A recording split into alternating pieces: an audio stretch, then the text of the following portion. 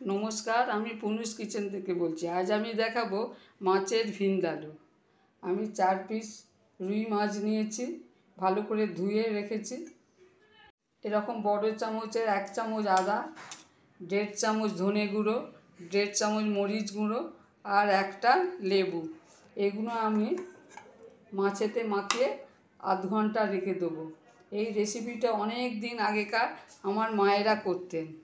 খুব সুস্বাদু খেতে হতো এবং খুব দারুণ দেখতে হতো। সেই জন্য আমি ভাবলাম একবার মায়ের রেসিপিটা করে দেখি। আমি মশলাগুলো মাখিয়ে নিচ্ছি। ধনে গুঁড়ো দিলাম,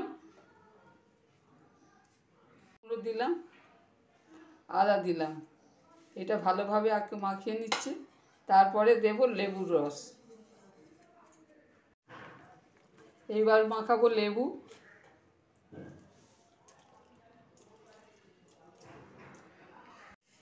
একটা গোটা লেবু দিলাম আর নুন দিলাম।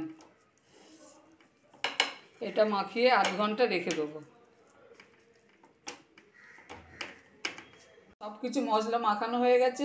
এবার এটাকে আমি আধ ঘন্টা রেখে দেবো। এটা আমি সাদা তেলে রান্না করব।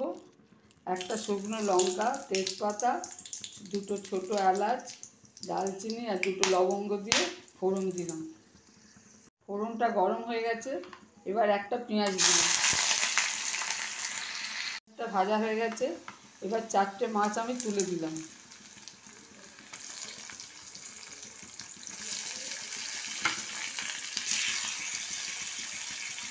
আঁচটা কম করে দিলাম। একটা পিঠ হলে আবার একটা পিঠ আমি উল্টে দেবো।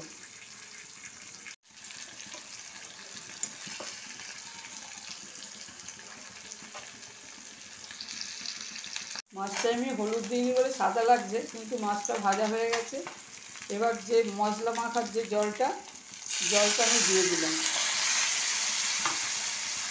1 চামচ মরিচ গুঁড়ো আর 1 চামচ ধনে গুঁড়ো দিয়েছি। দিয়ে 1 কাপ ভিনিগার দিয়ে দিলাম। দিয়ে এবার এটাকে আমি ফোটা অবধি চাপা দিয়ে রাখবো। জল শুকিয়ে এসছে। মাছের ভিন্দালু আমার রেডি হয়ে গেছে।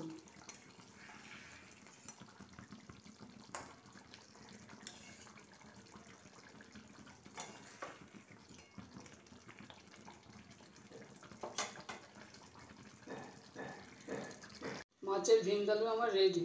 যদি এই রেসিপি আপনাদের ভালো লাগে তাহলে অবশ্যই শেয়ার করবেন, সাবস্ক্রাইব করবেন আর কমেন্ট করে জানাবেন।